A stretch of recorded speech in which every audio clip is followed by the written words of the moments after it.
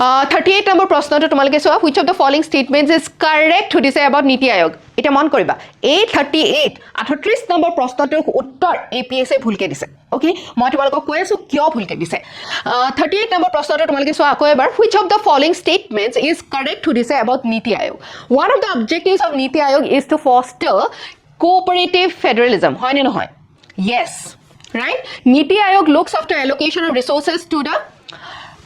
state especially from the point of view of infrastructural needs হয় নে নহয় নহয় আগতে যেতিয়া আমাৰ নীতি আয়োগৰ আগত কি আছিল প্ল্যানিং কমিশন আছিল হয়নে প্ল্যানিং কমিশনৰ হে এই ফান্ডস দিয়াৰ ক্যাপাসিটিটো আছিল কিন্তু নীতি আয়োগৰ নাই so it is a wrong statement okay Atal innovative mission is a flagship initiated by NITI Aayog yes অটল টিংটানিং ল্যাবছৰ কথা শুনিছো অটল ইনোভেশন মিশনৰ কথা শুনিছো এইখিনি কথা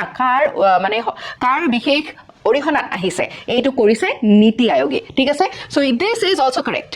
governing council of NITI Aayog comprise full time members and NITI Aayog special invited also yes governing council আমি যদি নীতি আয়োগৰ চাও তাত ফুল টাইম মেম্বাৰ্স আছে আৰু কেতিয়াবা ৰিসাৰ্চাৰ্স এক্সপাৰ্টস এই ডমেইনত বিশেষভাৱে অভিজ্ঞতা থকা লোকক বিশেষভাৱে ইনভাইট কৰে so this one is also correct ঠিক আছে ইয়াত ইনকাৰেক্ট টু যদি হুদিলে হয় তেতিয়া হে এ বি উত্তৰটো হল হেটেন কিন্তু আনসাৰ কি বি টু দিছে ঠিক আছে সো এইটো তোমালোকে ক্লেম কৰিব পাৰা যদি হে তোমালোকৰ এইটো উত্তৰত তোমালোকে নম্বৰ পোৱা নাই তোমালোকে APSC গৈ পেলাই এইটো ক্লেম কৰিব পাৰা ঠিক আছে